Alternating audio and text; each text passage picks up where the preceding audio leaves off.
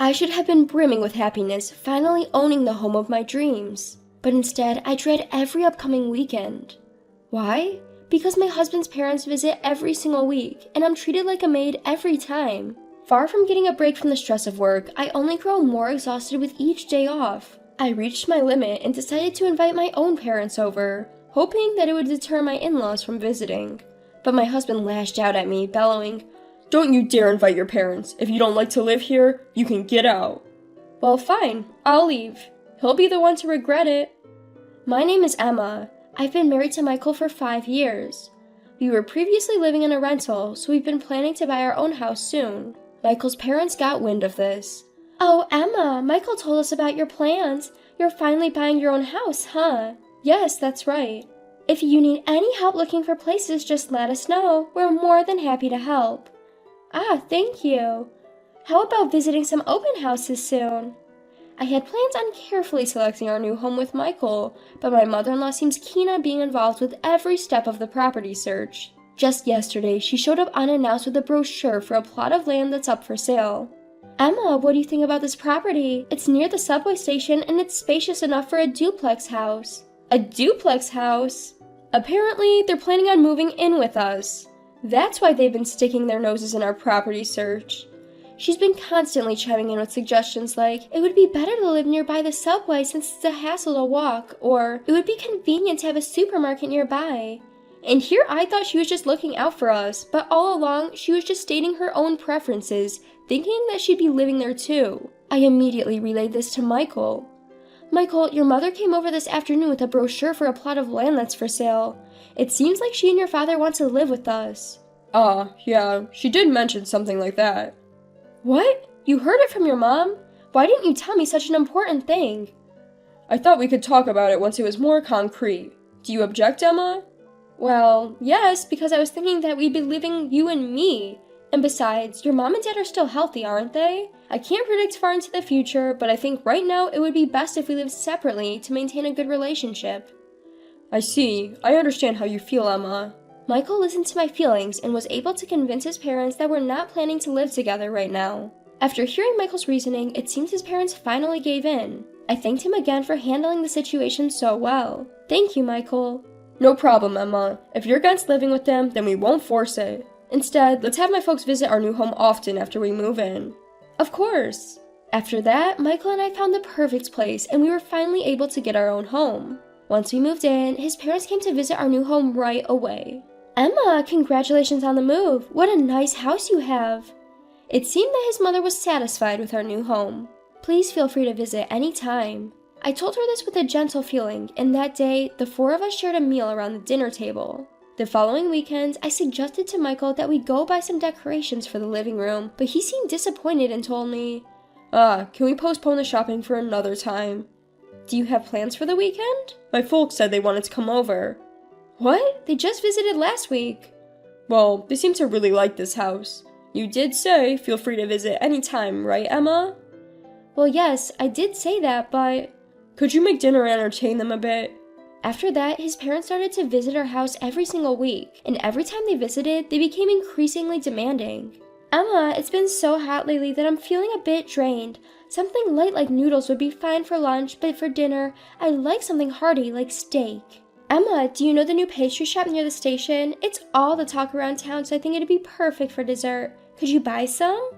They would come over early in the morning, boss me around, not help with any household chores, and then leave. From the second visit onwards, they would even assume that it was okay to stay over. "We're the type who enjoys a good breakfast, so could you have it ready for us first thing in the morning?" The demands of my in-laws kept escalating. Between taking care of them, I barely had a chance to rest on weekends due to work fatigue, leaving me even more exhausted. I reached my breaking point and sincerely pleaded to my husband, Michael. "Michael, I really want your mom and dad to stop staying over at our place every weekend." "We can't help it. They said they want to come." "Well, you could just refuse them. Between working on weekdays and caring for your parents from morning till night on weekends, I have no time to rest." "Think about it. If we were living with them, it'd be every day, not just the weekends. Your in-laws originally wanted to live with us, but because you were strongly against it, we prioritized your opinion and they gave up on moving in. You should tolerate them coming over on weekends."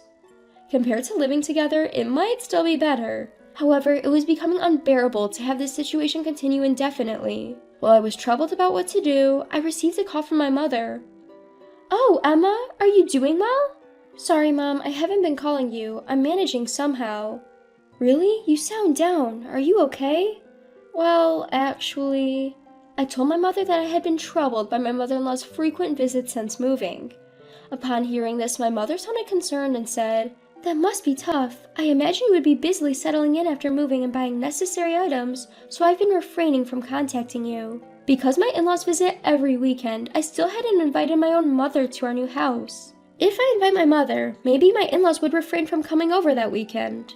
That evening, I suggested this to Michael when he came home from work. "Hey Michael, I want to invite my parents over this weekend. Is that okay?" However, his response was unexpected. "No way, my parents already planned to come over this weekend." "But your parents have come over so many times already. My parents hadn't been over even once." "That's because your parents haven't said they wanted to come." "My mother has been considerate, waiting for us to settle down. She really wants to come." "Oh, really? Well then, invite your parents over when mine aren't coming. They've waited this long, they can wait a bit longer." "Don't you think it's strange to always prioritize your parents who are always over here? Can't your parents refrain next week?" "You're my wife now. It's only natural that we prioritize my parents. Anyway, tell your parents that this weekend is not good." "I don't want to do that. You should just not invite your parents."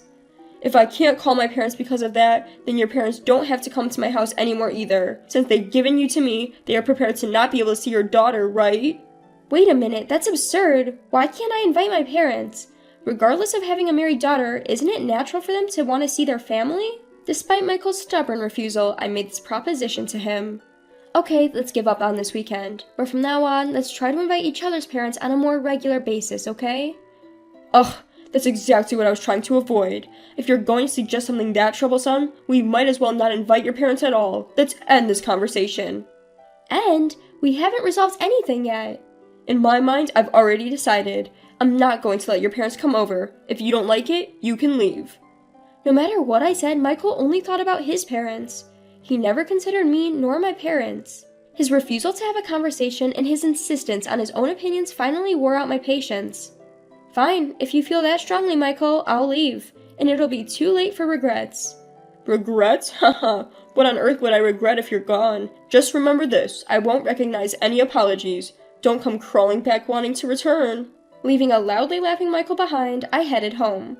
When I told my parents what had happened, they agreed with me that Michael's opinion was unreasonable. My father was particularly angry. "A person who can't respect his family is fundamentally wrong. I'm disappointed in Michael. You should stay here and not return to that house." Those were his words to me. I knew I wasn't wrong. Feeling relieved, I made up my mind to pursue a divorce. A few months after leaving the house, I received a call from Michael. "Hey, how much longer do you plan not to return? Have you forgotten what day it is this Saturday?" He appealed to me in a panicked tone.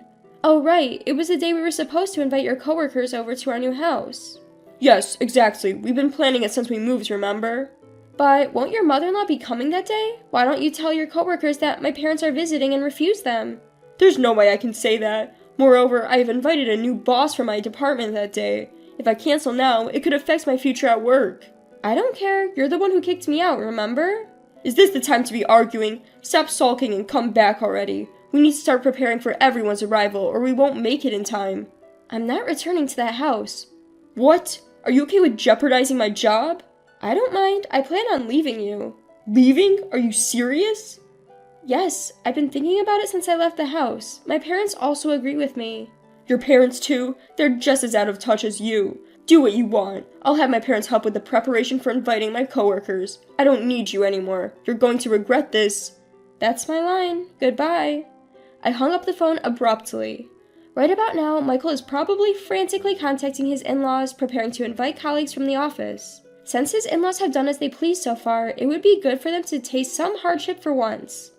Then, during the problematic weekend, our home phone rang in the afternoon. When I picked it up, Michael, with a flustered voice, said, Why is Emma answering the phone? I was calling my new boss's home."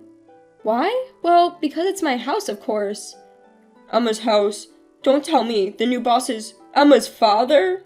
Yes, my father used to work at Michael's company. He had been away from the main office for a few years as an advisor because a related company was launching a new business, but it was decided that he would return to the main office next month and become Michael's boss. I knew, of course, but I couldn't leak the internal announcement until the information embargo was lifted, and I kept silent even from Michael, my husband. I thought he would notice when he saw the boss's name in the internal announcement, but it seems he didn't check properly. Michael started to plead with me desperately. My mother has prepared expensive ingredients and good alcohol, but no one is coming. When I contacted my colleagues, they said there was a big fuss at the company because I refused to invite the new boss to my house. If the boss doesn't come, no one else will, they started saying.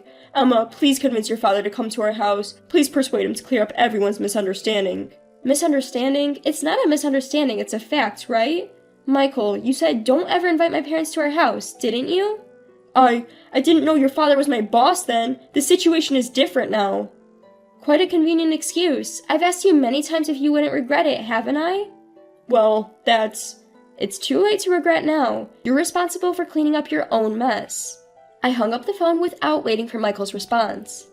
I told my father about the phone call from him, but, of course, my father had no intention of going to that house. There's no need to go to the house of a man who disregards his important daughter and her family. My father was even more incensed. My father is scary when he gets angry. He was excited to buy expensive ingredients and alcohol for today, but I guess all their spending ended up being for nothing. The next day, Michael came to our house with a pale face. Emma, I'm sorry for everything I've done until now. Let's start over again. Please come back home. My father, instead of me, who was looking at him with a dumbfounded face, responded, Start over? Do you even understand what you've done? Michael, turning pale, prostrated himself before my father. Sir, I apologize for my actions. I am here today to apologize. You've ignored my daughter for months now, yet you've never once bothered to visit her. I didn't think you'd turn out to be so untrustworthy. No, that's not it. I've been busy at work. You're not so busy you have to work on the weekends, or so I've heard. Weekends, well... Michael stammered.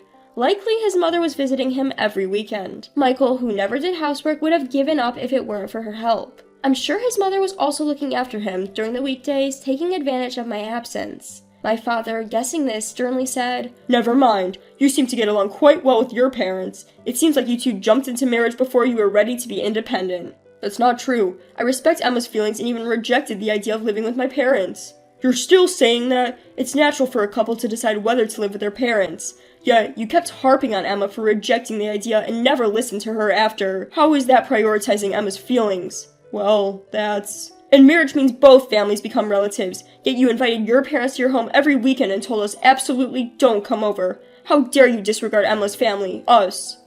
I didn't know you were going to be my boss. If I'd known that, I would have invited you first before my parents. That's exactly what I mean when I say you're self-centered. You don't get it at all. People like you shouldn't be in a leadership position. My department doesn't need someone as selfish as you. But sir, silence. Get out of my house now. Don't ever show your face here again.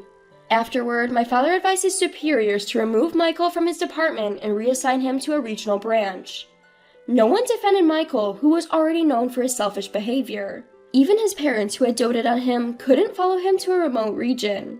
Now they can only see him once a year, if at all. Meanwhile, I've been living comfortably at my parents' house after finalizing my divorce with Michael and focusing on my work. I work hard weekdays and spend weekends with the people who I love.